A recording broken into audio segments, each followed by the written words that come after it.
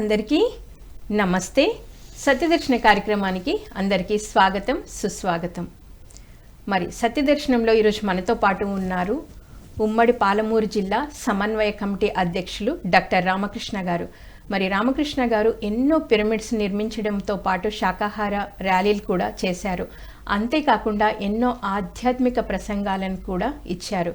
మరి గత 2 సంవత్సరాలుగా పిఎంసి పిరమిడ్ మెడిటేషన్ ఛానల్లో కూడా తన యొక్క సేవలు అందిస్తూ ఉన్నారు. సో ఈరోజు సారు ఎంచుకున్న టాపిక్ వచ్చేసి 3 క్షేత్రాలు. సార్ నమస్తే. సార్ నమస్తే మేడం.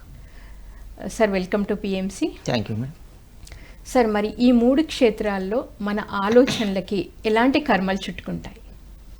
ఒకసారి బ్రహ్మర్షి పితామహ పత్రిజీ గారికి ఆత్మ ప్రణామాలు తెలియజేస్తున్నాను. అలాగే పిఎంసి ఛానల్ ట్రస్ట్ సభ్యులకు నా నమస్కారాలు, మీకు కూడా నా యొక్క నమస్కారాలు. మన ఆలోచనలు, మనకు బ్రెయిన్ అంటే మెదడు, మైండ్ అంటే మనసు. బ్రెయిన్ వేరే, మైండ్ వేరే. చాలామంది బ్రెయినే మైండ్ అనుకుంటారన్నమాట. అయితే బ్రెయిన్ అంటే మాంసం ముద్ద. అది అంటే మనం ఈ శరీరం ఫిజికల్ బాడీ డెత్ అయినాక మట్టిలో అది కూడా కలిసిపోతుంది అన్నమాట బ్రెయిన్. దానిపైన ఆవరించి ఉన్న మైండ్, అది ఒక శక్తి, ఎనర్జీ. అది ఏం చేస్తుందంటే ఆలోచనలు అక్కడి నుంచి వస్తాయి, మనకు వచ్చి ఏం చేస్తుందంటే మెదడుకు అందిస్తుంది అన్నమాట. ఆ మెదడు మన సోల్కి అందించినప్పుడు భౌతికంగా రూపం తీసుకుంటున్నాం మనం. సమస్యలు కానీ అలాగే వస్తున్నాయి, క్రియేటివ్ అవుతాయి. అయితే మనము ఈ మానవులు భూలోకంలో 3 క్షేత్రాలు ఉంటాం మనం. ఒకటి భావనా క్షేత్రం అంటే ఆలోచనలు, రెండోది వాక్క్షేత్రము, మూడోది చేష్టా క్షేత్రం. చేష్టలు, ఆలోచనలు, మాటలు. ఆలోచనలు మనసు నుంచి వస్తే, చేష్టలు ఫిజికల్ బాడీ చేస్తుంది, మాటలు ఆత్మ నుంచి వస్తాయి, చైతన్యం నుంచి మాటలు వస్తాయి. అంటే గొంతు మాట్లాడుతుంది కానీ సౌండ్ లోపల నుంచి మన సోలే ఆ స్థితిలో ఉంటుందన్నమాట. ఎగ్జాంపుల్, ఈ ఆలోచనలు మనకు వస్తూ పోతున్న ఆలోచనలను అవి మనవి కావవి. వేరే హాస్టల్ మాస్టర్స్ కానీ లేకుంటే ఈ భూమి మీద ఉండే అందరూ మానవులందరూ చేసిన ఆలోచనలు సృష్టిలో కుప్పలుగా ఉన్నాయన్నమాట. అవి మన లోపల దూరుతాయి. దూరి మళ్ళీ బయటికి వెళ్ళిపోతుంటాయి. లేదంటే మన మైండ్లో వేరే వాళ్ళు ప్రోగ్రామ్ చేసింటారు అన్నమాట. ఏదో వచ్చి చెప్పిపోయింటారు కొన్ని విషయాలు. అవి మన మైండ్లో ఉండి మళ్ళీ బయటికి వెళ్తున్నాయి. అవి మనవి కావవి. వేరే వాళ్ళు మనకు కొన్ని ప్రోగ్రామ్ చేసిపోయింటారు. వాళ్ళు ఏదో ఒక విషయం గురించి చెప్పింటారు. చెప్పినప్పుడు మనం ఏమనుకుంటున్నామంటే వినేవాళ్ళు అవి మనకేమి లోపల దూరుతలేవులే, ఇప్పుడే నేను మర్చిపోతలే అనుకున్నాను. కావు, అవి మన బ్రెయిన్లో బాగా ఫీడ్ అవుతున్నాయి. అట్లా రోజుకు 60,000 ఆలోచనలు సాధారణంగా మానవుడు చేస్తుంటాడు. అందులో మనవి సొంతంగా కొన్ని ఉంటాయి, వేరే వాళ్ళు ఫీడ్ చేసినవి కావచ్చు, లేకుంటే మాస్టర్స్ బయట నుంచి పంపించిండొచ్చు. అయితే ఇక్కడ మనం గుర్తుంచుకోవాల్సిన విషయం ఏంది మేడం అంటే, మన స్థితికి తగ్గట్లు మనం ఆకర్షిస్తాం అన్నమాట ఆలోచనలను. నేను ఒక సద్గురువుని కావాలనుకున్నా, ఒక మాస్టర్ని కావాలనుకున్నప్పుడు అట్లాంటి ఆలోచనలు నా లోపలికి వస్తాయి. నేను రిసీవ్ చేసుకుంటా వాటిని. నేను మనం ఏదో ఆలోచిస్తే అది అట్రాక్టివ్ అవుతుంది అనమాట. మనకు ఆకర్షణ సిద్ధాంతం ఉంది. నేను ఒక రౌడీగా ఉండాలనుకున్నప్పుడు రౌడీ ఆలోచనలు నాకు వస్తాయి, నా లోపల దూరుతానమాట. ఇవి ఆలోచనల గురించి మనం ఎప్పుడు పట్టించుకోకూడదు. అందులో పాపం లేవు, పుణ్యం లేదు ఆలోచనల. ఎందుకంటే సపోజ్ నేను ఒక ఆలోచన చేసినప్పుడు, అంటే నేను ఒక 1000 మందికి భోజనం పెట్టాలనుకున్నా, కానీ నేను భోజనం పెట్టలేదు, నాకు పుణ్యం రాదు. నేను ఫిజికల్గా వాళ్ళకి ఆకలి తీరిస్తే తప్ప నాకు అది నా అకౌంట్లోకి వస్తుందన్నమాట ఆ పుణ్యం అనేది. లేదంటే నేను ఒక 100 మందిని హత్య చేసినట్లు నేను ఫీల్ అవుతా. అనుకున్న ఒక మనసులో చంపాలనుకున్న 100 మందిని, కానీ ఎవరు నేను అటాక్ చేయలేదు, నాకు పాపం కూడా రాదు. అనుకున్నంత మాత్రాన పాపం రాదు, పుణ్యం రాదు. అయితే ఏదైనా మనం ఫిజికల్గా చేసి తప్ప మనకు అది అంటుకుంటుంది. అయితే ఈ ఆలోచనలు అనేటివి చాలా మటుకు ధ్యానం చేసేటప్పుడు వాటిని గమనిస్తూ ఉండడమే మన పని. బలవంతంగా కట్ చేస్తున్నారు చాలామంది. టకా వస్తున్న వాటిని కట్ చేస్తూ ఇట్లా చేయడం వల్ల ఏమవుతుందంటే ఆలోచనలు ఇంకా పెరిగిపోతున్నాయి. ఖాళీగా గమనిస్తూ వాటిని సాక్షిగా చూస్తూ పోతుంటే ఒక అర్ధగంటకో పావు గంటకో అవి ఆలోచనల వేగం తగ్గి మనసు నిశ్చలమైపోతుంది. నిశ్చలమైనాక నిర్మలమై శూన్యమైపోతుంది. అట్లా చేసుకుంటేనే మనం ధ్యానస్థితిలోకి వెళ్తాం తప్ప వాటిని స్పీడ్గా కట్ చేయడము, అసహించుకోవడము, ఆలోచనలు ద్వేషించడం కానీ ఇట్లా చేస్తే ఏమవుతుందంటే ఎక్కువ అవుతున్నాయి. మన శ్వాసను అబ్జర్వ్ చేయాలి, మనకు వస్తున్న ఆలోచనలు అబ్జర్వ్ చేయాలి. ఓన్లీ గమనిస్తుంటేనే మన స్థితి మెరుగవుతుంది. కళ్ళు తెరిచిన తర్వాత మనం కళ్ళు మూసుకున్నప్పుడు ఆలోచన ఎట్లా గమనిస్తున్నామో, కళ్ళు తెరిచినాక కూడా ప్రపంచాన్ని గమనించాలి మనం. దాన్ని పెద్దగా పట్టించుకోకూడదు, జడ్జిమెంట్ చేయకూడదు, తీర్పు చెప్పకుండా ఒక విట్నెస్గా, ఒక సాక్షి భావనతో ప్రపంచాన్ని చూడగలగాలి మనం. అంటే మనం కళ్ళు మూసుకొని లోపల జరుగుతున్న ఎలా అయితే ఒక విట్నెస్గా చూస్తుంటామో, కళ్ళు తెరుచుకున్నప్పుడు కూడా బాహ్య ప్రపంచంలో జరుగుతున్న వాటిని కూడా ఒక విట్నెస్గా అవును గమనించాలి. మేడం, అద్భుతం, వండర్. అప్పుడైతేనే మన స్థితి మారిపోతుంది, మనం ఒక గురువుగా మారిపోతాం. బయట కళ్ళు తెరిచి మూసుకున్నప్పుడు బాగానే ఉన్నాము, పర్వాలేదు, బెటర్ అనిపించింది. కానీ కళ్ళు తెరిచినాక మళ్ళీ దాంట్లో దూరుతుంది మనసు.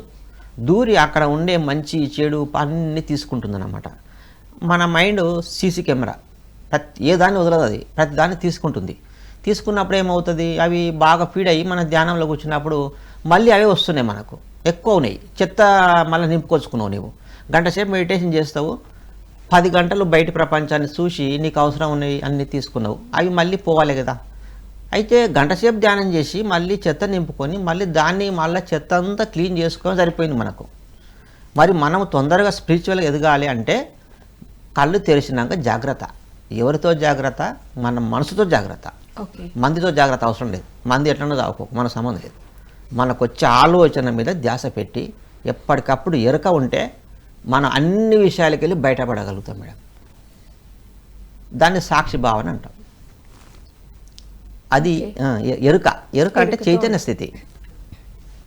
అందుకే నేను ఆలోచనల గురించి ఎవరు కూడా పట్టించుకోవాల్సిన అవసరం లేదు. నాకు ఇట్లాంటి ఆలోచనలు వస్తే పాపం తగులుతుందేమో, మంచి ఆలోచనలు చేసినా కదా నాకు పుణ్యం వస్తుందేమో అంటే పొరపాటు అది. అయితే వేదాలులో ఈ విషయం ఉందని చెప్పారు పత్రి గారు. వేదాలులో ఆలోచన, పాపపు ఆలోచనలు వస్తే పాపం తగులుతుంది, పుణ్యం ఆలోచనలు వస్తే పుణ్యం వస్తుందని ఉందంట. దాన్ని పత్రి గారు కట్ చేసి దానికి అసలు సంబంధమే లేదు. మన ఆలోచనలు అన్నీ బయటికి వెళ్ళిపోయి ఏదో ఒక లోకంలో అవి విస్తరించి అక్కడ కూడా అవి రూపం తీసుకొని ఆలోచనలు మళ్ళీ అవి సస్తు పుడుతున్నాయి.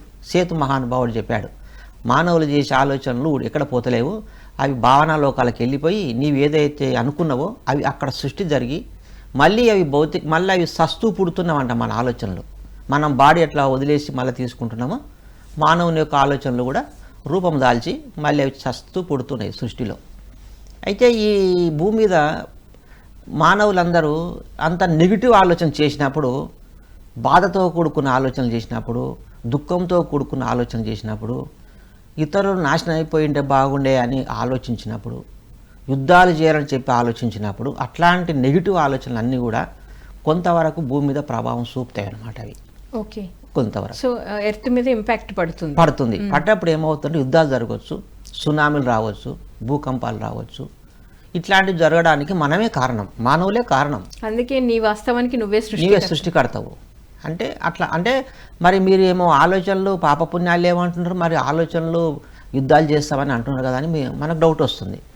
ఒక ఆలోచన భౌతికంగా రూపం తీసుకోవాలంటే అది ఊహాశక్తి పవర్ ఉండాలి, దాంట్లో శక్తిని పెంచుకోవాలి. మనం ఒక క్రియేటివ్ చేయాలని అనుకుంటే ఉట్టిగా ఏదో తేలికగా అనుకుంటే జరగవు, అవి బలంగా అనుకోవాలి మనం. అప్పుడు పదే అనుకున్నప్పుడు మన మైండ్ ఏం చేస్తుందంటే వాటిని సృష్టి చేసి పెడుతుంది. మన మైండ్ సృష్టికర్త, పవర్ఫుల్ సృష్టికర్త అన్నమాట. అందుకే మనము కొంచెం ఆలోచన చేసేటప్పుడు నెగిటివ్ ఆలోచనలు వచ్చినప్పుడు కొంత కట్ చేసి వాటిని ఎప్పటికప్పుడు మంచి ఆలోచన తీసుకొచ్చుకుంటే మనం కొంచెం బెటర్గా ఉండగలుగుతాం. సో నెగిటివ్ ఆలోచన వచ్చినప్పుడు మనమే ఒక ఎరుక స్థితిలో ఉండి పాజిటివ్ వరకు వాటిని తెచ్చుకోవాలి. కొంత మంచి అనిపిస్తుంది మనకే లోపల. సో ఆలోచనలు పాపము లేదు పుణ్యం లేదు కానీ ఎరుకతో ఉండాలి, ఒక విట్నెస్ తో ఉండాలి అని తెలియజేస్తారు. Perfect sir. సో నెక్స్ట్ వచ్చేసి మరి చేష్టలు అంటే ఇతరుల చేసే చేష్టలు అంటే కర్మల్ని మనం ఆపొచ్చా ఆపకూడదా? చెప్పాలి, వదిలేయాలి. ఓకే, బలవంతం చేయకూడదు వాళ్ళని. ఎందుకంటే ఈ భూమండలం మీద ఎన్ని సోల్స్ ఉన్నావో ఫిజికల్ బాడీతో, వాళ్ళందరూ కూడా గత జన్మల సంస్కారాలను బట్టి ఈ జన్మ మనకు డిక్లేర్ అవుతుంది. మనమే తెచ్చుకుంటాం, నేనేమేమి చేయాలి, భూమి మీదకి వచ్చి ఎట్లాంటి కర్మలు చేయాలి అని వాళ్ళకు వాళ్ళు తెచ్చుకున్నారు. తెచ్చుకున్నప్పుడు ఏమవుతుందంటే వాళ్ళ చేష్టలు వాళ్ళ పనులను మనం ఆపకూడదు. ఆపితే వాళ్ళు వింటారేమో అనుకోవడం పొరపాటు. అది ఎందుకు వినరంటే ఆ గత జన్మల చేసిన సంస్కారాల వాసనలు ఈ జన్మల కర్మలు వాళ్ళవి. ఓకే, అంటే ఎగ్జాంపుల్ చూద్దాం. నేను గత జన్మల 75% పాపం చేసిన, మొత్తం చెడు కర్మలు చేసిన. నేను 25% పుణ్యం కర్మలు చేసిన. నేను ఈ జన్మల భూమి మీదకి వచ్చిన. వస్తే నా లోపల ఆ చెడు సంస్కారం 75% ఉంది, మంచి సంస్కారం 25% ఉంది. నేను ఏమైనా మంచి చేయాలని పోతున్నా. నేను నాది చెడు ఎంత ఉంది? 70% ఉంది. మంచి ఉంది, 75% చెడు ఉంది. ఈ చెడు ఏం చేస్తుందంటే ఆ మంచిని ఓడగొడతాను అన్నమాట. అంటే గత జన్మలో ఉన్న ఆ చెడు సంస్కారాన్ని బట్టి మీరు ఇప్పుడు జన్మ తీసుకున్నారు. అవును అవును అవును. అయితే ఎక్కువ చెడు ఉంది కాబట్టి మంచి చేద్దామని నేను పోతే ఏమవుతుందంటే ఆ చెడు ఈ మంచిని కొట్టిపడేస్తుంది. కొట్టేసి నేను ధ్యానం చేయను, ఏం చేయను, నేను చేయలేను ఇంకా ధ్యానాన్ని. ఎందుకంటే అందుకే చాలా మంది ఆర్గ్యుమెంట్ కూడా చేస్తుంటారు, అది నాకు కాదు. కరెక్ట్, చూడండి. అవును, ఎందుకు అట్లా అంటారంటే వాళ్ళ చెడు సంస్కారం బలంగా ఉంది కాబట్టి మంచి సంస్కారం చేయలేదు. మన అందరము పిరమిడ్ మాస్టర్లు అందరము గత జన్మల మంచి సంస్కారం ఎక్కువ ఉంది, చెడు సంస్కారం తక్కువ ఉంది. ఈ మంచి ఏం చేసిన చెడును ఓడగొట్టి మంచి వైపు తీసుకుపోతుంది మనల్ని. అంటే మెడిటేషన్ వైపు, వెజిటేరియన్ వైపు తీసుకుపోతుంది. కారణం మన గత జన్మల సంస్కారం. పత్రి గారికి ఇంకా బాగున్నది గత జన్మల సంస్కారం, మంచి సంస్కారం. ఆయన చెడు సంస్కారం ఇట్లా చీల్చిపడేసాడు దాన్ని చేసి. అసలు ఆయనకు లేదు చెడు సంస్కారం మాట అనుకుంది, ఊరికి అర్థం కానికి చెప్తున్నా నేను. ఆయనకి ఏం లేకపోయిండొచ్చు, నేను చెప్తున్నా. అట్లా మనము ఈ కర్మలు అనేటివి ఎవరి వాళ్ళకు సంబంధించిన విషయాలు అవి. ఒకవేళ మనము నేను ఆపగలుగుతా, అతన్ని మార్చగలుగుతా అని ఒకవేళ మనం చేయనీకపోతే మనకి ఎఫెక్ట్ అవుతుంది. ఆ కర్మ మనకు తగులుతుంది. వాళ్ళు వాళ్ళ కర్మల్లో మనం వేలు పెట్టిన వాళ్ళం అవుతాం. అవును మేడం, వాళ్ళని డిస్టర్బ్ చేస్తున్నాం మనం. అయితే కొంతమంది ఏమంటారంటే మళ్ళీ ఇట్లా చేయొచ్చునా, అన్ని తప్పులు చేస్తున్నారు కదా.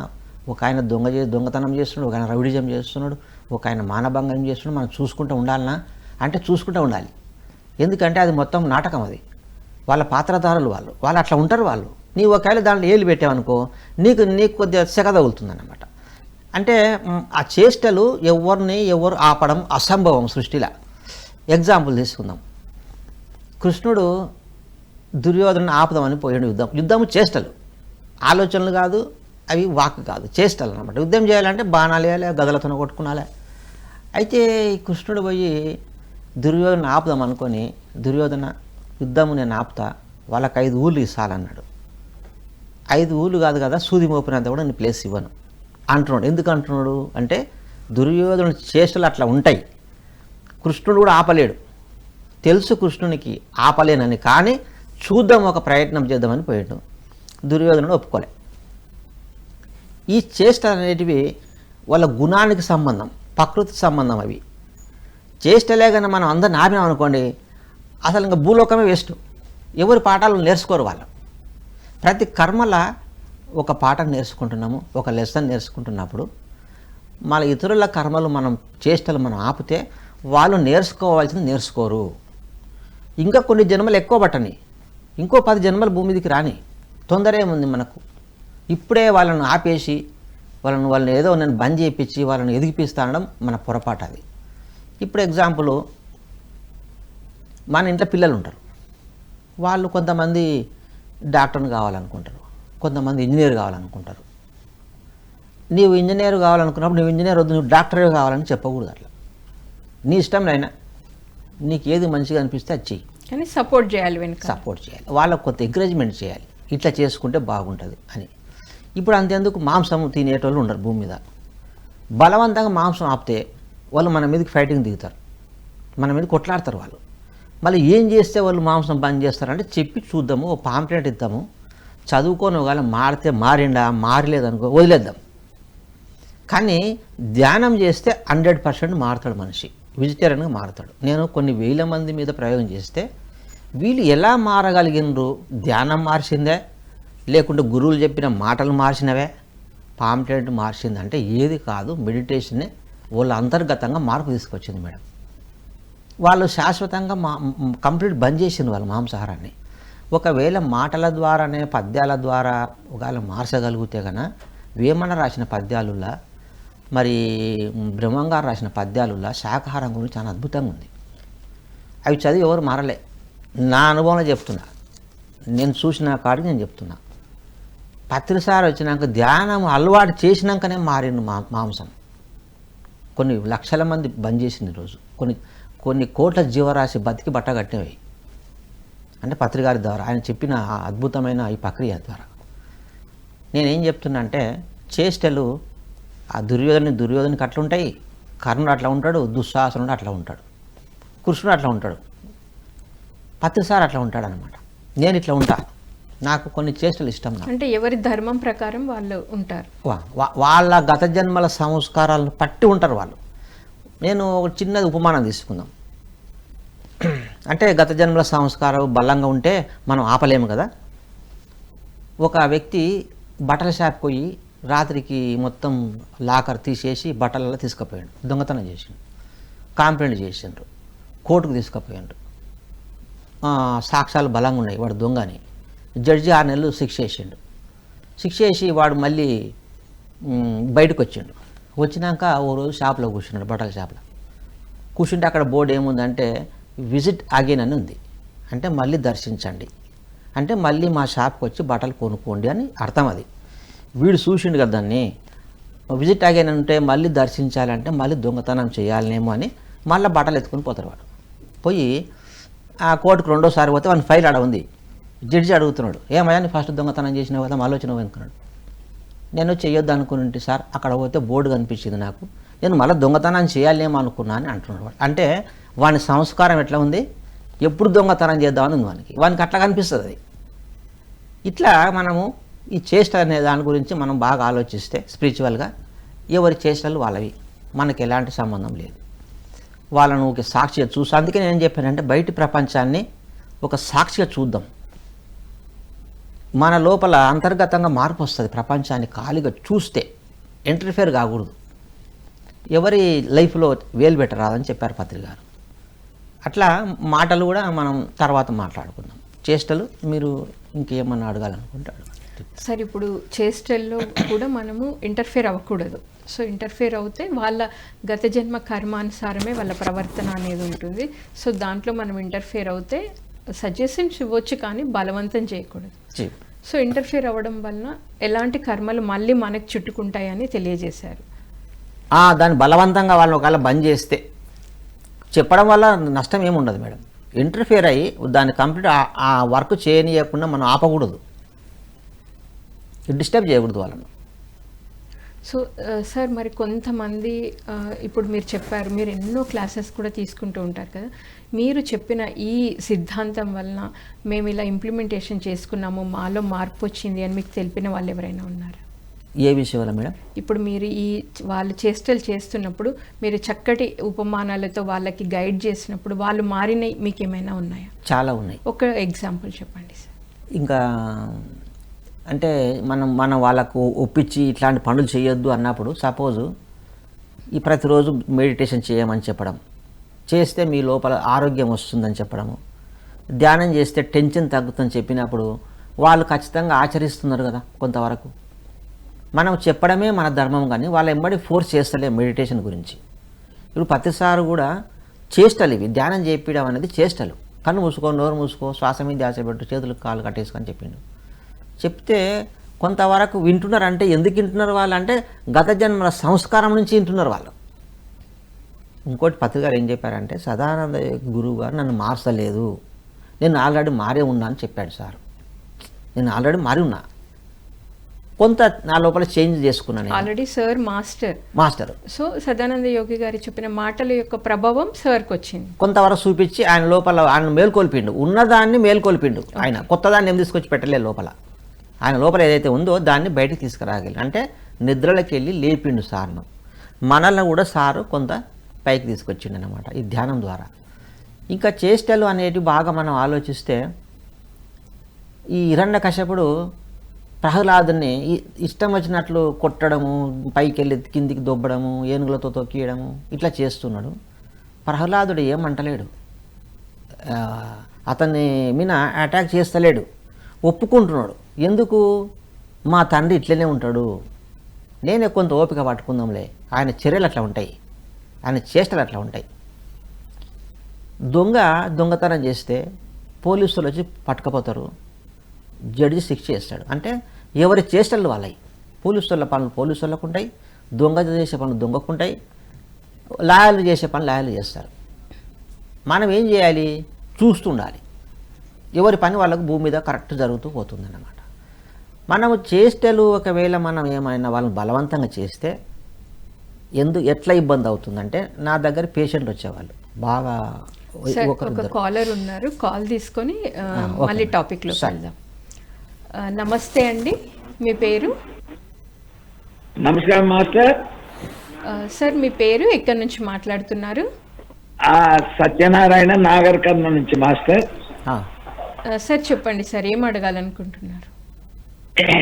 ఇప్పుడు ఈ conscious mind, sub conscious mind అనేది అంటుంటారు. అది ఆ ఇంగ్లీష్ పదము తెలుగులో అర్థం కావడం లేదు. ఈ కాన్షియస్ మైండ్ అంటే ఏం పని చేస్తుంది, సబ్ కాన్షియస్ మైండ్ అంటే ఏం పని చేస్తుంది, అవి ఏ ప్రాంతంలో ఉంటుంది, వాటి యొక్క వివరణ కొంచెం తెలుసుకుందామని చేసిన మాట. ఓకే సార్, తప్పకుండా సార్, ప్లీజ్. మంచిది సత్యనారాయణ గారు, మీకు నమస్తే. మీరు ఇంగ్లీష్లో అడుగుతున్నారు conscious mind, sub conscious mind తెలుగులో ఏమంటారని అంటున్నాడు. కాన్షియస్ మైండ్ను చేతన మనసు అనాలి, సబ్ కాన్షియస్ మైండ్ ఉపచేతన మనసు. మనసు ఒకటే, కానీ అవి కొన్ని లేయర్స్ ఉంటాయి, అంటే దాంట్లో కూడా కొన్ని విభాగాలు ఉన్నాయి చిన్నగా, కలిపి అంతా ఒకటే మళ్ళీ. అయితే కాన్షియస్ మైండ్ పని ఏంటంటే ఎప్పుడు ఏదో ఒకటి ఆలోచిస్తూ ఉండడం, రకరకాలుగా ఆలోచిస్తుంటుంది అనమాట కాన్షియస్ మైండ్. ఎక్కువ శాతం ఏం ఆలోచిస్తుంది కాన్షియస్ మైండ్ అంటే నెగిటివ్ గురించి చూపిస్తుంది మనకు. మంచి 10% చూపిస్తుంది, 70% చెడు చూపిస్తుంది. ఎక్కటి చెడు అంటే మనం బ్యాక్ కొన్ని అవమానాలు జరిగింటాయి, కొన్ని రోగాలు వచ్చింటాయి, కొన్ని సమస్యలు ఎదుర్కొని ఉంటాము, డబ్బు లాస్ అయి ఉంటాము, సస్పెండ్ అయి ఉంటాము, ఇబ్బందులు ఎదురైంటాము, అవి తీసుకొచ్చి చూపిస్తుంది మనిషికి బాగా. ఇట్లా అయింది చూడు, పలానా రోజు ఇట్లా అయింది అంటే వీళ్ళేమనుకుంటున్నారంటే నిజమేమనుకొని బాధపడుతున్నారు. ఉట్టిదే, గతం అంతా చచ్చిపోయింది, అది ఒక స్వప్నం. దాన్ని మీరు ఆలోచించడం వల్ల పైసెత్తు ఉపయోగం లేదు మనకు. కానీ మనసు మళ్ళీ చూపిస్తుంది. ఒకవేళ గతం వద్దులే అనుకుంటే భవిష్యత్తు గురించి చూపిస్తుంది. భవిష్యత్తు ఎట్లా చూపిస్తుంది అంటే, మనం ఏదో ఒక పని చేయాలనుకున్నాం, నీవు చేయలేవు, నీకు చేత కాదు, అది వేరే వాళ్ళు చేసే పనులని మొత్తం అది కూడా నెగిటివ్గా చూపిస్తుంది. మనసు పుట్టుకనే నెగిటివ్తో పుట్టింది, అది దాని గుణమే అది. అది కాన్షియస్ మైండ్ అంటాం. సబ్ కాన్షియస్ మైండ్ అంటే కొంత కింద ఉండే మైండ్. ఇది ఏం చేస్తుందంటే పైన ఏదైతే మనం బలంగా ఆలోచిస్తున్నామో అది సబ్ కాన్షియస్ మైండ్లో కన్నా పోయిందంటే, ఉపచేతన మనసులో పోయిందనుకోండి, అది వెంటనే సృష్టి చేసి పెడుతుంది. ఈ సబ్ కాన్షియస్ మైండ్కు మంచి చెడు తెలియదు అనమాట. నీవు మంచి ఆలోచిస్తే మంచి చేసి పెడుతుంది, చెడు కూడా తీసుకొచ్చి పెడుతుంది. నేను చచ్చిపోతానేమో, నేను చచ్చిపోతా ఖచ్చితంగా మనం పదే నిర్ణయించుకుంటే కన్నా శరీరాన్ని వదిలిపెట్టేటట్టు చేస్తుంది సబ్ కాన్షియస్ మైండ్. దానికి ఏది లెక్క కాదు. మీరు ఏదైతే ఎంత గొప్పది కోరుకున్నా నీ ముందర తీసుకొచ్చి పెడుతుంది. అయితే మనము ఈ కాన్షియస్ మైండ్ ఎప్పుడు ఆలోచించే మనసును మనం ఏం చేస్తున్నామంటే ధ్యానంలో దాన్ని ఆపనికి ప్రయత్నం చేస్తున్నాం. అంటే మనసును శూన్యం చేసుకోవడం. ఏ మనసును శూన్యం చేస్తున్నావు? కాన్షియస్ మైండ్ శూన్యం చేయడానికి కూర్చున్నాం మనం. అది ఆలోచిస్తుంది, వస్తున్నాయి, పోతున్నాయి, శ్వాస మీద ధ్యాస పెట్టంగా ఏమవుతుంది, దాని వేగం తగ్గిపోయి ఒక దగ్గర మనసు ఆగిపోతుంది. ఏ మనసు ఆగిపోయింది? కాన్షియస్ మైండ్ ఆగిపోయింది. కానీ కింద ఉండే ఉపచేతన మనసు ఆగదు. అది ఎప్పుడు రెడీగా ఉంటుందన్నమాట. పై మైండ్ ఏమనుకోవచ్చు అంటే ఓనర్ అనుకుందాం.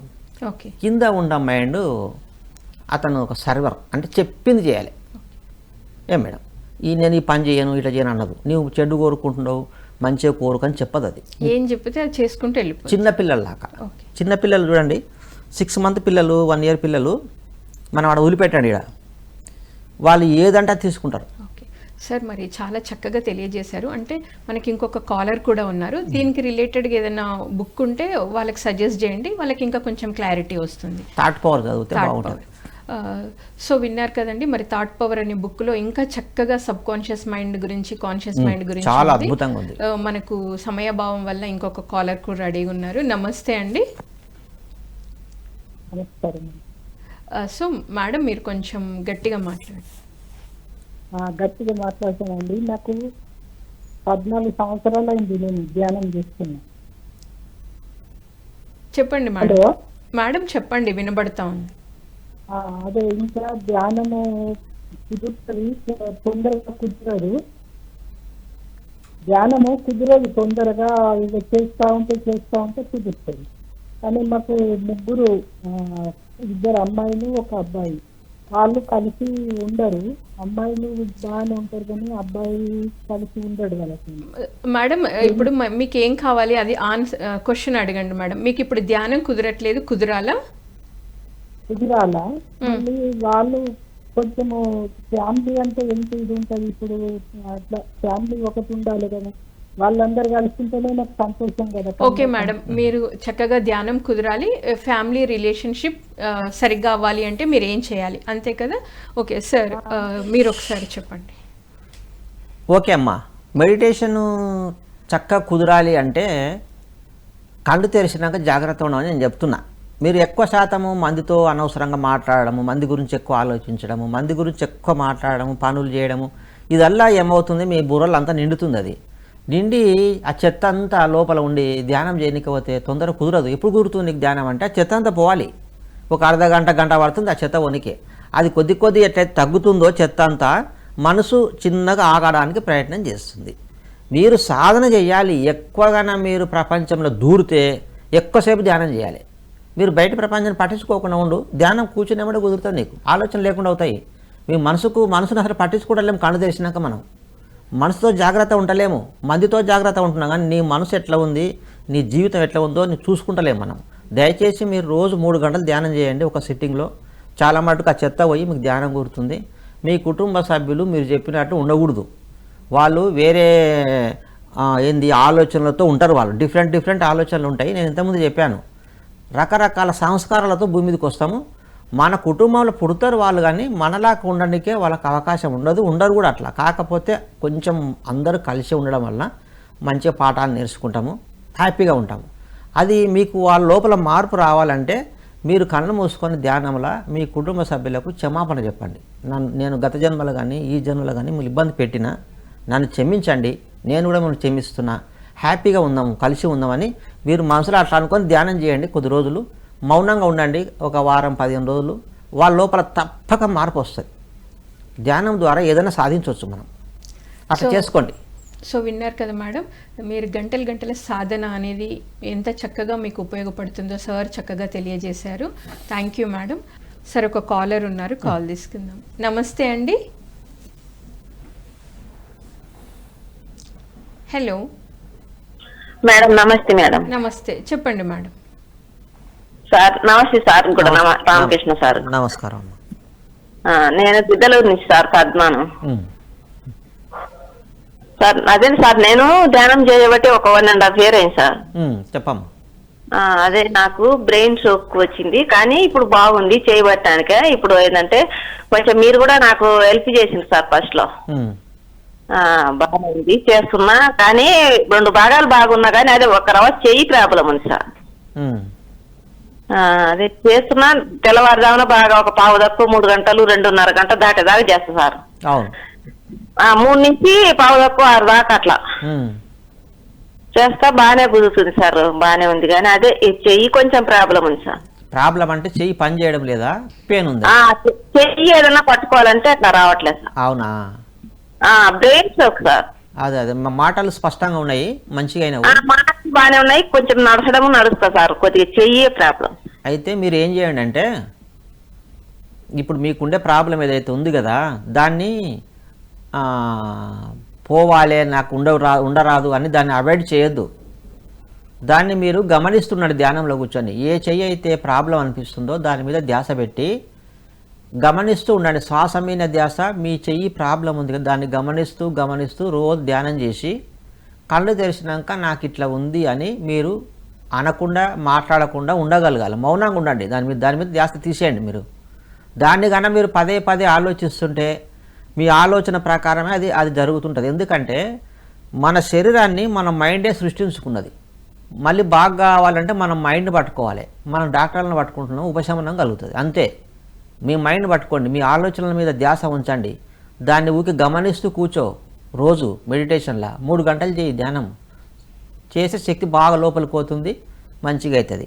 మంచిగా అయినట్లు ఫీల్ కాండి. మీరు ఆ చేయితోనే పని చేస్తున్నట్లు, ఆ చేయితోనే వంట చేస్తున్నట్లు ఫీల్ కాండి. మీరు మంచిగా అయిపోయినట్లు ఫీల్ కావాలి అడ్వాన్స్గా. మీకు అట్లా శక్తి లేనప్పుడు ఏం చేయండి అంటే, ధ్యానంలో కూర్చొని నేను సంపూర్ణ ఆరోగ్యంగా ఉన్నాను, చాలా పర్ఫెక్ట్గా తయారైపోయినా, నేను అన్ని పనులు చేసుకుంటున్నా, 2 చేతులతో అన్ని పనులు చక్కగా చేసుకుంటున్నా అని చెప్పి మీరు 10 సార్లు ధ్యానంలో కూర్చొని అనండి, అనుకోండి. అట్లా కొద్ది రోజులు అనండి. అట్లా అనంగా మీకు మీ లోపల మంచి మార్పు వస్తుంది. మీ ఆలోచన మార్చుకోకపోతే మీ చెయ్యి మంచిగా కాదు. అక్కడ మారాలి ఫస్ట్. మొత్తం ట్రాన్స్ఫార్మర్ మొత్తం మన మైండే బాడీకి. దాన్ని మీరు సెట్ చేసుకోండి. శరీరాన్ని కాదు సెట్ చేసేది, ఆలోచనలు సెట్ చేసుకోవాలి మనం. అప్పుడు శరీరం ఆటోమేటిక్గా మంచిగా అయిపోతుంది. అట్లా చేసుకోండి అమ్మా. మీరు మంచిగా అయినలే, పర్వాలేదు. ఏదో 25% ఉంది, కొద్దిగా తగ్గిపోతుంది, అది కూడా మంచిగా అవుతుంది. Thank you madam. సార్ మరి ఇప్పుడు మనకి ఈ 3 క్షేత్రాలలో మరి థర్డ్ వచ్చేసి మరి మాటలు, అంటే అవతల వాళ్ళు మాట్లాడే మాటల్ని మనం సరి చేయాలా, సరి చేయకూడదా? ఒకవేళ వాళ్ళ మాటలు సరి లేకపోతే ఖచ్చితంగా సరి చేయాలి. ఎంత కొట్లాట అయినా సరే, ప్రాణం పోయినా పర్వాలేదు. ఎందుకంటే స్పిరిచువల్గా మన ఆధ్యాత్మిక శాస్త్రం ఏం చెప్తుంది మేడం అంటే, ఆత్మశాస్త్రం, మాటలు వాక్కులు ఏవైతే ఉన్నావో అవి మంత్రాలు. నా మాట నా నుదుటి మీద రాత మారిపోతుంది. ఇప్పుడు అందుకే ఆ మేడంకి అదే చెప్పిన, మీరు అట్లా మాట్లాడకండి, మంచిగా ఉందని చెప్పండి అందరికీ. నీ మాట మంత్రమై 1 నెలకో 2 నెలకో మంచిగా అవుతావు. ఇవాళ మాటలు రేపే మంచిగా అట్లా. అది లోపల పూరా సిస్టమ్ మారాలి కదా. ఈ వాక్కులు సరి చేసుకోకపోతే ఏమవుతుందంటే, అందరం కూడా భూమండలం మీద ఇట్లనే ఉంటుంది వ్యవహారం అంతా కూడా. ఎట్లా ఎగ్జాంపుల్ చూడండి. మొట్టమొదట కొంతమంది మాంసం తిని వాడు తిని మట్టు ఉండక వాడు ఏం చేసిండంటే అందరు చెప్పిండు, మాంసం రుచికరంగా ఉంది, జంతువులు మన కొరకే ఉన్నాయి, రోజు ఒకటి కోసుకొని తింటే అవి తగ్గుతాయి, అవి భూమి మీద చాలా ఎక్కువైనాయి అని మొత్తం ఉల్టపల్టా మాట్లాడింది వాళ్ళు, తెలియక అజ్ఞానంలో. అవి వేరే వాళ్ళు విని వాళ్ళు ఇంకోరు చెప్పి మాంసం తింటే బలం వస్తుంది, మాంసం తింటే శక్తి వస్తుంది, అవి మన కొరకే ఉన్నాయి, మనం తినపోతే అవి పెరుగుతాయి. ఈ నెగిటివ్ చెప్పడం వల్ల ఏమైంది మేడం అంటే, ప్రపంచవ్యాప్తంగా మాంసాన్ని తినబట్టిందా మొత్తం మాటలే, ఆలోచనలు కాదు, చేష్టలు కాదు, అది స్ప్రెడ్ కావడానికి. ఇప్పుడు సపోజ్ నేను ఒక సిగరెట్ తాగుతున్నా, సాటుకోయి ఎవరు చూడకుండా ఎవరు చెప్పకుండా నేను తాగుతా, అది నా వరకే ఉంటుంది, నా వరకే నేను చెడిపోతా. కానీ పబ్లిక్కి వెళ్ళి మంది ముందర తాగడము, మీరు కూడా తాగండి, సిగరెట్ తాగితే నాకు మంచిగా ఉంది, మీరు తాగండి అని అందరు చెప్తే వాళ్ళు నిజం అనుకుంటారు పాపం. వాళ్ళు అందరు సిగరెట్ తాగడాలు వాడు చేసుకుంటే, ఎవరు చేసి ఇట్లా నా మాట చేసింది. ఈ మాంసాహారం కూడా స్ప్రెడ్ కావడము మాటలే.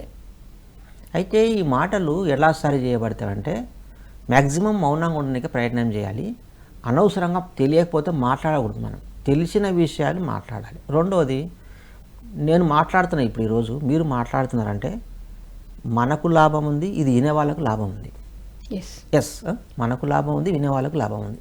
ఇట్లా మాట్లాడుకోవాలి. కానీ మీకు లాభం, ఒక స్పిరిచువల్ కంటెంట్, ఒక ఆధ్యాత్మికంగా ఎదగడానికి ఉపయోగపడే మాటలు మనం చక్కగా మాట్లాడుకోవచ్చు. ఎదుటి వ్యక్తికి ఏదైనా ఆరోగ్యం వస్తుందంటే చెప్పండి, అది కూడా శాస్త్రయుక్తంగా చెప్పాలి. నువ్వే తెలియకుండా మాంసం తింటే బలం వస్తుంది, శరీరానికి శక్తి వస్తుంది చెప్పినావు అనుకో, నువ్వు ఉల్టాపడ్డ చెప్పినావు. అట్లా చెప్పకూడదు. అయితే ఎగ్జాంపుల్ చూడండి, మాటలలో ఎంత ప్రభావం చూపిస్తుంది ప్రపంచాన్ని. మంచి చేయాలన్న మాటలే, చెడు చేయాలన్న మాటలే. భూమి మీద డాక్టర్స్ అందరూ ఏనో 1-2 ఉండొచ్చు మంచోళ్ళు, నేను కాదంటలేను. 98% డాక్టర్స్ అందరూ ఏం చెప్తారు పేషెంట్లకంటే, మాంసం తింటే బలం వస్తుంది, చేపలు తింటే ఇంకా కొంచెం రక్తము సల్పబడుతుంది, గుడ్డు తింటే బలం చెప్తున్నాడు. కరెక్ట్ చెప్తున్నావు, కానీ నీవు దాని మీద పరిశోధన చేసినవా? అది లోపలికి పోయినాక ఎంత ఎఫెక్ట్ చేస్తుంది? 72 గంటలు పడుతుంది జీర్ణంగానికి. ఇంకోటి, అతను జంతువు చచ్చిపోతుంది. నీకు ఆ శాస్త్రం తెలియదు, నీకు అన్నం తెలియదు, పుణ్యం తెలియదు. కానీ పేషెంట్కి అయితే ఏం చెప్తున్నావు? తినమని చెప్తున్నావు నువ్వు. అట్లా పేషెంట్ ఏం చేస్తాడు? తింటాడు పోయి.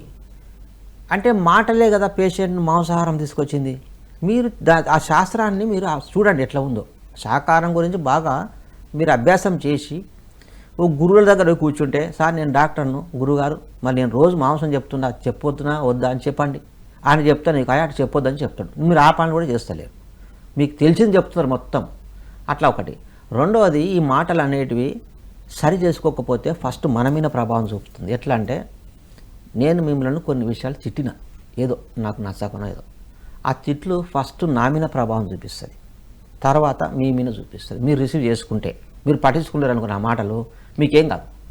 కాకపోతే పట్టించుకునే మనుషులు ఎక్కువ ఉంటుంది. 90 మంది మాట పట్టించుకొని వాళ్ళ బుర్రలో పెట్టుకొని వీళ్ళ మాటలు పదే ఆలోచిస్తూ జబ్బులు తయారు చేసుకుంటున్నారు.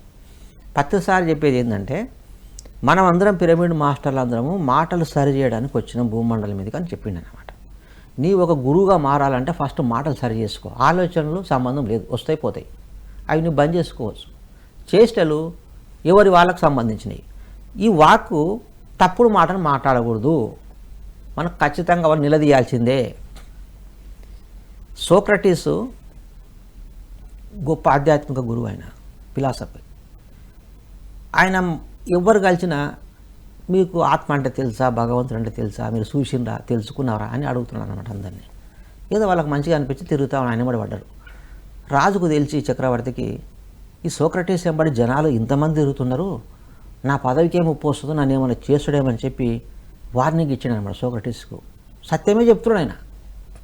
పిలిచి, నీవు కన్నా మారకపోతే నీకు శిక్ష వేస్తున్నాడు. ఎన్ని శిక్షలు వేస్తున్నాడంటే, ఇప్పటికైనా నువ్వు మారుతాంటే శిక్షలు తగ్గుతాయి, నీ మాటలు వాపసు తీసుకో, రిటర్న్ తీసుకో, నువ్వు ఈ చెప్పిన వల్ల అబద్ధాలని చెప్పు అందరికీ. అట్లా చెప్తే నీకు దేశం నుంచి, చెప్పకపోతే దేశం నుంచి బహిష్కరిస్తా, దానికి ఒప్పుకుంటే సరిపోయి. అది ఒప్పుకోకపోతే విషయం తీసుకొని చనిపోవాలి నువ్వు, ఒప్పుకోకపోతే, రిటర్న్ తీసుకోకపోతే. లేదంటే రాజ్యాన్ని వదిలిపెట్టిపోవాలి. 3 కండిషన్లు పెట్టిండు. ఒకటి, రాజ్యాన్ని వదిలిపెట్టన్నావో నువ్వు తప్పులు ఒప్పుకోకపోయినా పర్వాలే, లేదంటే విషమన్న తీసుకో, తప్పులు నువ్వు రిటర్న్ తీసుకోకపోతే. అంటే సోక్రటీస్ ఏం చేశాడంటే, తన మాటలు నేను తీసుకోను వాపాసు, నేను చనిపోయినా పర్వాలే, నా ప్రాణం పోయినా సరే నేను నా మాటలు, సత్య మాటలు వాపసు తీసుకోను, నేను చెప్పినవన్నీ సత్యాలే అని చెప్పి సోక్రటీసు ప్రాణం పోయినా సరే కానీ మాటలు వాపసు తీసుకోలే. నేను సత్యమే చెప్పినా, నేను నా మాట ఎట్లా వాపసు తీసుకుని, నేను అబద్ధం ఎట్లా చెప్పదు, ఇప్పుడు తెలిసిన విషయాలు ప్రజలకు చెప్పినా కదా అంటున్నాడు. అందులో ఈ వాక్క్షేత్రం చూడండి, అర్జునుడు శ్రీకృష్ణుడు యుద్ధం జరుగుతుంది, అర్జునుడు యుద్ధం చెయ్యను అంటున్నాడు. ఎందుకు చేయమని అడిగాడు. కృష్ణుడు అడిగితే ఏం చెప్తున్నాడు, కృష్ణ వీళ్ళందరూ మా తాతోళ్ళు, గురువులు ఉండరు, మా పాలివాళ్ళు ఉండరు, అందరు ఉండరు, నేను చంపి నేనేమి పెద్దగా పరిపాలించేది ఉంటుంది చెప్పు, అందరూ చచ్చిపోయినాక అన్నాడు. అప్పుడు కృష్ణ ఏం చెప్తున్నాడు అంటే, అర్జున నీకు బుద్ధి లేదు, నీకు మాటలు సరిగ్గా వస్తలేవు, నీకు మాటలు తప్పుడు మాటలు మాట్లాడుతున్నావు. ఎవరు చచ్చిపోరు అతల, శరీరం వదిలిపెడుతున్న ఆత్మ ఇంకో శరీరం తీసుకుంటుంది కదా. నీవు వేసిన బాణాలు శరీరాన్ని విడదీసే కానీ ఆత్మను చంపలేవు కదా. నీకు ఆత్మ గురించి తెలియదు నీకు అసలుకు. ఎవరు చచ్చిపోతున్నారో చంపుతున్నా అంటున్నావు, ఎవరు చంపుతావు, ఎవరు చంపలేవు నీవు. అప్పుడు చెప్తున్నానమాట, ఆత్మ అగ్ని చేత కాల్చబడదు, వాయు చేత ఆర్పబడదు, నీటి చేత తడపబడదు. అర్జున నీ మాటలు సరి చేసుకునేవు అంటున్నాడు. అంటే ఈ పరమ గురువులు తప్పుడు మాటలు మాట్లాడినప్పుడు తిట్టడమో కొట్టడమో జరుగుతుంది మన మీద, కానీ మిగతా విషయాలు వాళ్ళకి సంబంధం లేదు. ఆలోచన పట్టించుకోరు మనకి. మనం చేసే పనులు ఇంటికాడ ఏమో చేసేసినా వాళ్ళ సంబంధం లేదు. వాళ్ళ దగ్గర కూర్చున్నప్పుడు ఏం చేయాలి, మౌనంగా ఉండాలి. నోరు మూసుకొని మట్టు ఉంటే వాళ్ళు చెప్పిన వాళ్ళని మనం రిసీవ్ చేసుకుంటాం. వాళ్ళు ఎందుకంటే వాళ్ళ మాటలులా 100% సత్యమే ఉంటుంది సద్గురువుల దగ్గర. పత్రిసారు ఈ వాక్చిత్రం గురించి ఎప్పుడు కొడతాడు మన దగ్గరికి వచ్చి అంటే, మన తప్పుడు మాటలు మాట్లాడితేనే తిడుతూనే కొడుతుండే, మిగతా వాళ్ళ సార్ సంబంధం లేదు ఇంకా. ఎందుకంటే తన మాటలు సరి చేసుకున్నాడు, మన మాటలు సరి చేసిండు. ఇంకొకటి చూడండి మేడం, ఈ వాక్కులు అనేటివి ప్రజలు ఎట్లా ఉంది వాక్కు మీద దృష్టి అంటే, గాలి మాటలు గాలిపోతున్నాయి, ఏం జరగదు అనుకుంటున్నారు వాళ్ళు. కాదు, ప్రతి మాట మంత్రమై ఒకానొక రోజు జరుగుతున్నాయి. యుద్ధం ఆపాలంటే నేనేం చేయాలి, మాటను వదలాలి. యుద్ధము జరగాలంటే ఏం చేయాలి, నా మాటని యుద్ధాన్ని జరిగేటట్టు చేస్తుంది, ఆపేటట్టు చేస్తుంది. సార్ చక్కగా తెలియజేశారు. అంటే మాట అనేది ఏదైనా క్రియేట్ చేస్తుంది. సో ఎలా మాట్లాడాలి అనేది మనకు పత్రిజీ గారు మన పిఎస్ఎస్ మూమెంట్లో ఫస్ట్ అందరినీ మాట మీద ధ్యాస అని చక్కగా సరిదిద్దుతూ వచ్చారు. సో మరి ఫైనల్గా సార్, మరి సద్గురు అవ్వాలి అంటే ప్రవర్తన ఎలా ఉండాలి? మౌనంగా ఉండాలి, మౌనం పాటించాలి, ప్రాపంచిక విషయాల మీద దూరకూడదు. అసలు సంసారం గురించి, పెళ్ళిళ్ళు, పిల్లల గురించి పట్టించుకోకూడదు వాళ్ళు. అందుకే రమణ మహర్షి ఏం చెప్పాడంటే, ఈ జనమంతా వాళ్ళని ఇబ్బంది పెట్టేవాళ్ళు. ఏం చెప్పిండు ఆయన, నేను నువ్వు తెలుసుకోపో అని చెప్పిండు. ఒకటి ఎంత అద్భుతమైన, ఒకటే మాటకు 100 మాటల అర్థం వచ్చేటట్టు చేసిండు. మరి వేమన కానీ శంకరాచార్యులు కానీ వీళ్ళు కూడా ఏం చేశారంటే, మాట మీదనే ధ్యాస, మాటనే గురించి ఎక్కువ ప్రిఫరెన్స్ ఇవ్వడము. అట్లా మనం కూడా సద్గురువులు కావాలంటే మౌనంగా ఉండడము, స్వాధ్యాయం చేయడము. స్వాధ్యాయం చేసేటప్పుడు కూడా ధ్యాస దాని మీదనే ఉంటుంది, బుక్ మీదనే కాన్సన్ట్రేషన్ ఉంటుంది. రెండవది, కళ్ళు తెరిచినాక నోరు తెరిచేటప్పుడు ఆలోచించి మాట్లాడాలి మేడం. ఈ మాట వాళ్ళకన్నా ఉపయోగం ఉండాలి, నాకన్నా ఉపయోగం ఉండాలి, లేదంటే ఈ మాట సత్యం ఉండాలి అనే భావనతో మనం ముందుకెళ్తే చాలా మటుకు మనం గురువు శక్తి మనకు వస్తుంది అన్నమాట. మన మాట మంత్రం అవుతుంది. Okay sir. సో అంటే మన చేష్టలు, మాటలు, ఆలోచనలు అన్నీ సరి చేసుకొని అంటే ఈ ధ్యానాన్ని కూడా అభ్యాసం చేస్తూ ఉంటే ముఖ్యంగా ముందు మనం తీసుకోవాల్సింది ధ్యానం. అవును మేడం. దాని ద్వారా ఆటోమేటిక్గానే మన మాటలు, చేష్టలు, ఆలోచనలు అన్నీ అవే సరి అవుతూ వస్తుంది. ధ్యానం చేస్తే అన్నీ సరి అయిపోతాయి మేడం. ఆలోచనలు సెట్ అవుతాయి, చేష్టలు సరిగ్గా చేస్తాము, మాటలు కూడా సరి చేసుకుంటాం. చాలా ఇంపార్టెంట్ పాత్ర పోషిస్తుంది మెడిటేషన్. సో మరి ఈ 3 క్షేత్రాలకు సంబంధించి ఏదైనా బుక్ ఉందా సార్? 3 క్షేత్రాల మీద లేదు. భావనా క్షేత్రం అని ఒక బుక్ ఉంది, అలా సపరేట్ ఉంది. వాక్క్షేత్రం అంటే పెద్దగా వాక్క్షేత్రం మీద కూడా బుక్స్ లేవు మేడం. చేష్టా క్షేత్రం మీద బుక్స్ లేవు. ఒకటి ఆలోచనల మీద ఉన్నాయి, థాట్ పవర్ నుంచి ఉన్నాయి. చేష్టలు ఎట్లా ఉండాలి, వాక్కులు ఎట్లా ఉండాలి అనేటివి వాక్క్షేత్రం పత్రిక రాసింది ఒకటి. ఆ బుక్ చదివితే వాక్క్షేత్రము ఎంత పవర్ ఉంటుంది, మనం ఎట్లా వాడుకోవాలి మన వాక్ అనేది మనకు ఆ బుక్ ద్వారా క్లియర్గా అర్థమవుతుంది. యూట్యూబ్లో కూడా ఆ వాక్క్షేత్రం సారది ఉంది టాపిక్. ఒక్కదాన్ని 20-30 సార్లు వినాలి. ఒకసారి విని ఇట్లా పడేసాం అనుకోండి, ఏం అర్థం కాదు నాకు. పత్రికా సబ్జెక్ట్ ఏదైనా 20-30 సార్లు చదవాలి, 20-30 సార్లు వినాలి. విని కొద్దిగా ఆచరిస్తే దాని నుంచి ఫలితం వస్తుంది. ఆచరించకపోతే విని వేస్ట్. ఈ భూమి మీద నా అనుభవాలు తెలుసుకున్నది, పత్రికారు చేసిన మహా గొప్ప పని ఏంటంటే, భూమి మీద అందరు చేయని పని ఏం చేసిందంటే, ఈ మానవులకు ఎంత చెప్పినా వేస్ట్. నోటితో చివరి ఇంటి ఇతర వదిలేస్తాడు. భగవద్గీత 100 సార్లు చదివినా ఆచరించాడు. మరి చివరిగా మీరు ఏం చెప్పాలనుకుంటున్నారు? మీ సందేశం ఏంటి? పత్రికారు చెప్పిందే ఏంటంటే, అందరికీ ధ్యానం నేర్పించడము. కళ్ళు ముయ్యబెట్టాలి, 1 గంటనో 2 గంటలో అర్ధగంటనో. ఆ ధ్యానం చేస్తేనే మనిషి మారుతాడు తప్ప మీరు ఎన్ని పిటకథలు చెప్పినా మారడు, ఎన్ని బుక్కులు చదివినా మారడు మేడం. నేను తెలుసుకున్న సత్యం ఇది. ఇది నచ్చినా నచ్చకపోయినా అది మీ ఇష్టం. నా ఒపీనియన్ నేను చెప్పేసిన దాని గురించి. అందుకే నేను ఏం చేస్తా అంటే ధ్యానమే చెప్తుంటా అందరికీ. ఎక్కువ క్లాసులు చెప్తుంటా, సాధన చేపిస్తా, క్లాసెస్ పెడతా, మౌన ధ్యానాలు పెడతాను, ఇంటింటి ధ్యానం పెట్టుకుంటాము. అట్లా పేషెంట్లకు కూడా మెడిటేషన్ చేపిస్తాను. సో మీరు ఏం చెప్తున్నారు అంటే, ఏదైనా ఎన్ని పుస్తకాలు చదివినా, కథలు విన్నా ఏది మార్పు రాదు. ముఖ్యంగా ధ్యానం చేస్తేనే మనుషులు మార్పు అనేది వస్తుంది. వాళ్ళు వెజిటేరియన్స్ అవుతారు, స్వాధ్యాయం చేస్తారు, సజ్జన సాంగత్యము చేస్తారు, చేసి గురువులుగా మారిపోతారు. Yeah, thank you sir. మరి ఎంతో చక్కగా మీ జ్ఞానాన్ని మా అందరికీ అందించినందుకు thank you sir. Thank you so much. Thank you. నమస్తే. సో వ్యూవర్స్, మరి విన్నారు కదా, మనం నిత్య జీవితంలో చక్కగా మన మాట, చేష్టలు, ఆలోచనలు సరిగ్గా ఉండాలి అంటే మొట్టమొదటగా కావాల్సింది ధ్యానం అని సార్ ఎంతో అద్భుతంగా తెలియజేశారు. మరి మరొక కార్యక్రమంలో మరొక మాస్టర్తో మళ్ళీ కలుద్దాం. అంతవరకు చూస్తూనే ఉండండి PMC, ప్రతిక్షణం సత్యదర్శనం. Thank you so much.